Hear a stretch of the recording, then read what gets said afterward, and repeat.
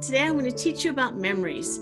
First of all, I want to make sure that you have the Family Search Memories app downloaded to your phone, your device, because if you use your tablet on your mission with folks, you can use your tablet, but you're not going to have your PC as you go out and teach people.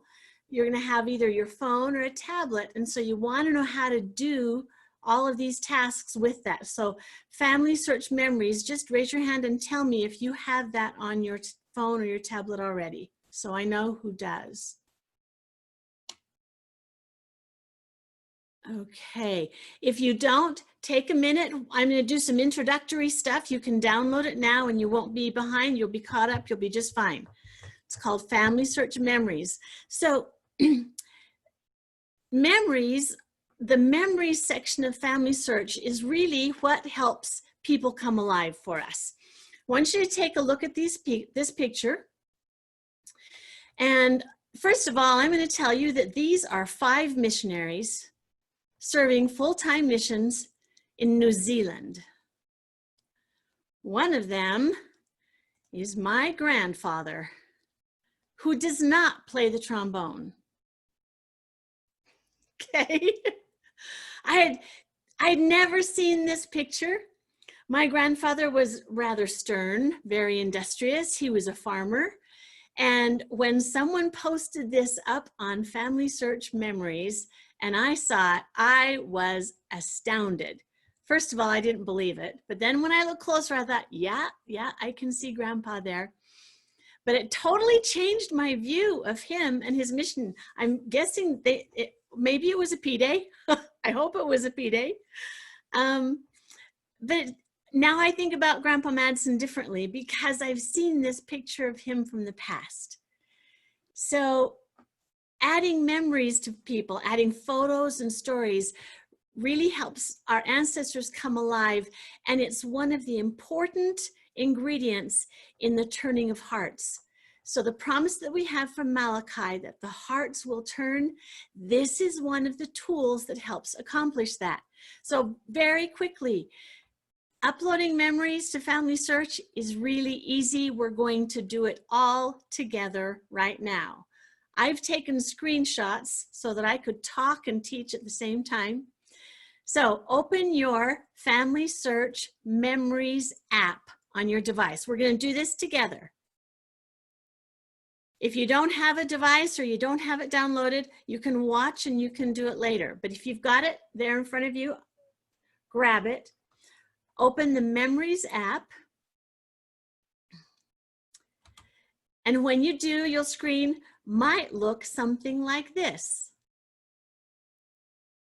What you're looking for is that little green plus down in the corner. Hold up your phone or something so I know you're with me. Is this working?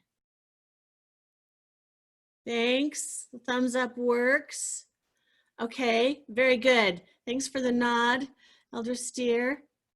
Feedback's very helpful. All right, so if you click on that little plus sign, you're gonna get a screen that looks like this. Okay, what you wanna do is you wanna touch on Add Photo. When you do, you'll get a screen that looks like this. All I want you to know from here is you can either take a picture or you can upload a file that's already on a phone. We're gonna have you take a picture, so look around you, identify an object that means something to you, and you're gonna take a picture of it and upload it to Family Search. Don't panic, I'll also show you how to delete it if you don't wanna leave it there forever. Okay, so look around. I have on my desk, I have sitting here an object. I'm gonna take a picture of it and upload it. So that's the next thing. When you tap on camera, it'll enable the camera on your phone. Take a picture of the item that you're gonna upload. I'll give you just a minute. If you don't like it, see that little back arrow? You can undo and you can try again. The first one I took a picture of that figurine on my desk and I got all the clutter around it. It was terrible. So I moved it to another table and I took another picture. All right, once it's the way you want it, you tap on that little blue check mark. You'll be prompted to save or crop the photo. You can crop it if you want. I just saved mine. And when you do, it'll show up in your memories. That's how easy it is. So I'm going to pause here. I want you to just think about, you're in the home of an investigator and you're talking a little bit about family history. What might they have in their home that they might want to upload to Family Search and share with other family members? I want you to put your answer in the chat box. Okay, I love this. Weddings, a picture of the family home. Oh, wow, sisters, the homesteading deed. Nice job, yes. Heirlooms. Yeah, I served a mission in southern Spain, and their houses were plastered with precious things all over the walls.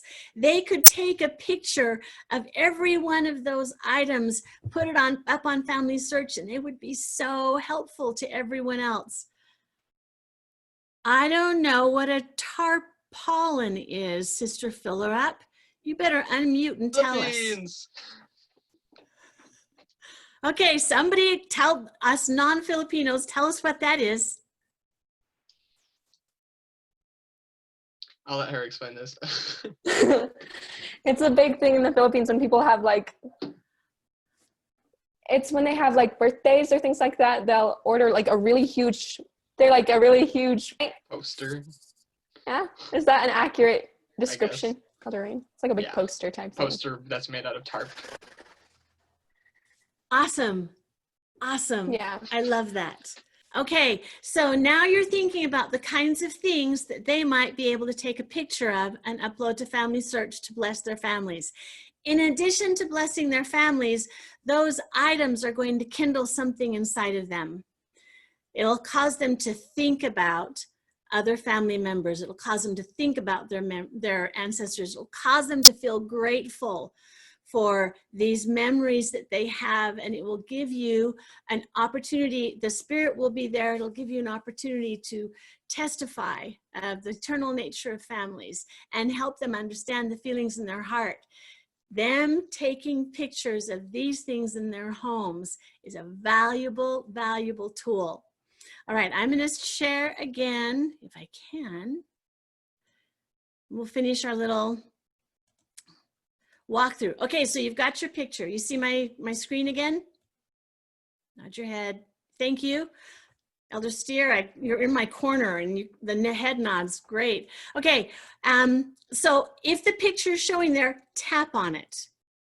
Just tap on it. When you do, it's going to bring up that picture so that it fills the screen on your device. There's two things that you can do here that are really quick without getting super involved. You don't want to take them down the rabbit hole. You just want to let them have a quick experience. One is to add a title so that they describe what this is. My grandmother used to make dried flower arrangements. I posted one on Family Search Memories, and very quickly one of my brothers came back, he said, Mel, I don't know what this is. And so I hadn't titled it. So give it a title, and if you click on that little plus mark with the person at the top, it'll give you a chance to attach this memory to a person. I want you to attach this picture you just took to you. So click on the picture again. It'll say add a name. I did that. Start typing your name in. Since you're in on your Family Search account, it'll find you. Tap on your name and then say done. You've now attached a memory. It's that easy. That's one reason why I love Memories as a teaching and testifying tool, because it's very accessible and it gives them an opportunity to very quickly have an experience with attaching an item, and then you can take them further in and looking for other photos. So once I finished, this is what it looked like. I want you to take a minute and I want you to think about when this would bless someone. You can think about somebody that you were teaching, think about them by name. You can think about an extended family member that may or may not be a member of the church. that it would bless them, or you can think about a circumstance. I want you to ponder for a minute, see who comes to mind, because you are still missionaries and you are still receiving revelation for the people around you that you can touch. You just happen to be in a slightly different field for a little while. All right, I'm going to give you a new tool. This may not be directly applicable to the people that you teach, but it will be directly applicable to you. And then as their trees grow, they will be able to use it. So finding photos on Family Search is really easy. Now, this tool works on the desktop app. So I'm going to go live and I'm going to demonstrate this. Now here I am at my Family Search account. I'm signed in. You can do this on your computer. I'm going to click on the, let me make it bigger. There. I'm going to click on Family Tree and view my tree. Usually the view that we use, let me change, the view that we most often use is this landscape view, right? This is how we are used to looking at people. Raise your hands for me if you've used the fan chart view. Awesome. So I love the fan chart view. I love these new filters. Do you see these filters over here on the left? I'm going to click on photos. This will now show me everyone in my fan chart and how many photos they have attached. So when you're trying to prepare a lesson for someone and you think, gosh, I'd really like to go find a photo of somebody that's 2 or 3 generations ago, use this filter. Look, I've got a whole bunch of photos here for 3, 4 generations back, 5 generations back. This option here on the side will tell me how to read the fan chart. You can do the same thing to find out who has a bunch of stories attached. You just change your filter. So if you're a missionary, you're thinking, gosh, I'd like to find a really great missionary story that I can share with the people I'm teaching, use your stories filter. It'll help you quickly get to those people that have got a lot of information attached. All right, I'm going to pause right now, stop sharing. If you have a question, just unmute yourself and share your question. Can you see the photos? Like you went to the fan chart, but can you see the photos in another, like the landscape, or does it only work in the fan chart? It only works in the fan chart. Good question. Mm-hmm. Okay. Is this option available on the app? It is not. So this is something you'd have to do when you have access. I think it's, okay, I'm going to double check on that and get back to you, sisters. Because if you're using it on a tablet, you might be able to do fan chart view. I have it here on my iPod, and it does the fan chart view as well. So it does work on the app. Awesome. Can you hold it up and just hold it up to your camera? Yeah, so I have it here, maybe, if the screen dies down. But you have to go over here to the More section, and then in your settings, you have to change it to fan chart. Oh, Perfect. thank you. Thank you. Perfect. Okay. So in this, while you're sitting there in your memories, we've added a photo. What I'd like you to do is, let me share a different screen. Hang on. Oh, have any of you ever added an audio testimony or an audio bite to your Family Search account? Raise your hand if so. All right. So we're going to do that very quickly because it's just as easy as adding, it's actually easier than adding a photo. We'll do it together. Again, take your phone, make sure you're in Family Search Memories. Instead of clicking on Add Photo, you're going to say Record Audio.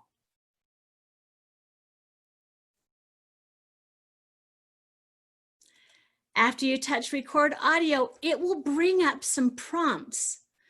The reason for these prompts is in case you are interviewing someone and you think, gosh, where do I start? The prompts will help give you a place to start.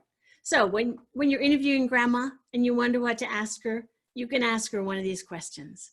They're right there for you. So for now, I want you to touch on what would you tell your family who might hear this in the future? When you do that, it immediately comes up with your icon for a microphone. If you touch the microphone, it will begin recording. Rather than us doing that right here in class, I'm going to let you do that as an outside of class activity to record your testimony and tag it or attach it to yourself, just like we did with the photo.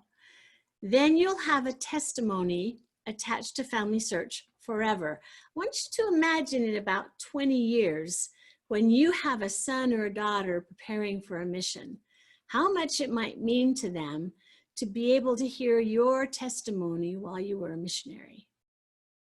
So our application to missionary work, my favorite question to ask less active or inactive members was to tell me about their conversion story. Always, always, they would love to share their conversion story. And as they did so, they'd remember the feelings that they'd had when they joined the church. So you can help them record their conversion story and put it on Family Search so that it's there for them to re-listen to whenever they need to be reminded about their testimony. What about active members of the church doing the same thing? What if we filled Family Search with testimonies and the resource that that would be for those who might be struggling? Okay. What I'd like you to do is, where are we on time? Oh, we're doing great on time. Brother Anderson, can you move us into breakout rooms of 3? And in your breakout rooms, 2 of you will be a missionary companionship. The other will be an investigator or a less active member. I want you to practice introducing one of these skills as a missionary companionship to your investigator so that you can practice using the words that you would use to introduce the skill with them. Investigators, give them a hard time, and then switch roles. We'll take about 6 minutes. So you've got 3 minutes each to practice some door approaches, as it were, some opportunities to introduce family history.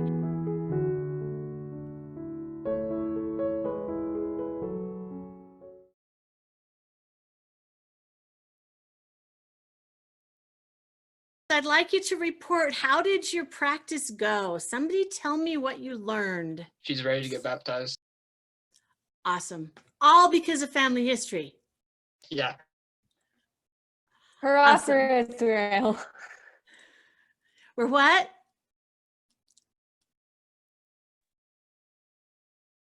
She said hurrah for Israel. Great. Anybody else have anything to share that you learned? Was it easy? Was it hard? You kind of have to like get a point across, I guess, why it's important to know your ancestors, and then you can also like share like why it's important for people to know you after you've passed on, I guess. Great. Elder Raina, I'm going to ask you to follow up with that. So how did you get that point across? Well, she asked about it first, and then we're just like, well, because we're all a part of like a specific family for specific reasons, I guess it's important for us to meet these people because we will get to meet them potentially on the other side. So it'd be nice to know them if we have the chance. Wonderful. Wonderful. Would anyone like to share something else that they learned? Yeah, I There we think go. something other Corson shared was like his experience. I think if we share experiences, that it can really hold on. How do you say this in English? You can really strengthen like the people you're teaching, and help them know why it is important to you and get your point across, why it's helped you in your life and how you have benefited from it. Oh, so it's important to have your own position of strength or your own testimony before you try and convince your investigators of how wonderful it is.